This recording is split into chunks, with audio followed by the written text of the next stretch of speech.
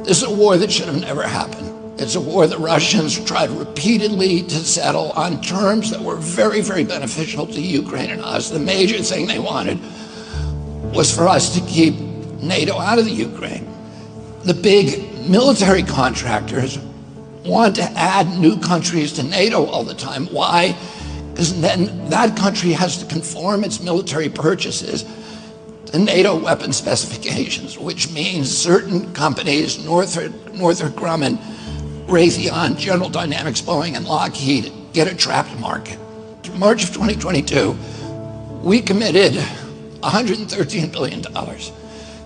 Just to give you an example, we could have built a home for almost every homeless person in this country. We then committed another $24 billion since then, 2 months ago, and now President Biden's asking for another $60 billion. But the big expenses are going to come after the war, when we have to rebuild all the things that we destroyed. Mitch McConnell was asked, can we really afford to spend $113 billion to Ukraine? He said, don't worry. It's not really going to Ukraine. It's going to American defense manufacturers. So he just admitted it's a money laundering scheme.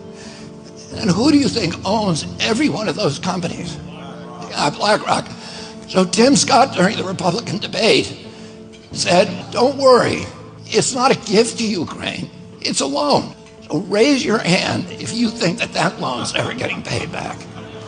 Yeah, of course it's not. So why do they call it a loan? Because if they call it a loan, they can impose loan conditions. And what are the loan conditions that we impose on? Number one, an extreme austerity program, so that if you're poor in Ukraine, you're going to be poor forever. Number two, most important, Ukraine has to put all of its government-owned assets up for sale to multinational corporations, including all of its agricultural land, the biggest single asset in Europe.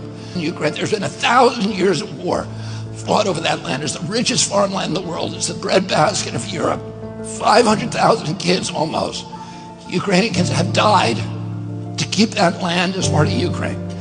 They almost certainly didn't know about this loan condition. They've already sold 30% of it. The buyers were DuPont, Cargill, and Monsanto. Who do you think owns all of those companies? Yeah, BlackRock. And then in December, President Biden gave out the contract to rebuild Ukraine. And who do you think got that contract? BlackRock. So they're doing this right in front of us. They don't even care that we know anymore, because they know that they can get away with it. And how do they know that? Because they have a strategy. And that strategy is an old strategy, which is they keep us at war with each other. They keep us hating on each other.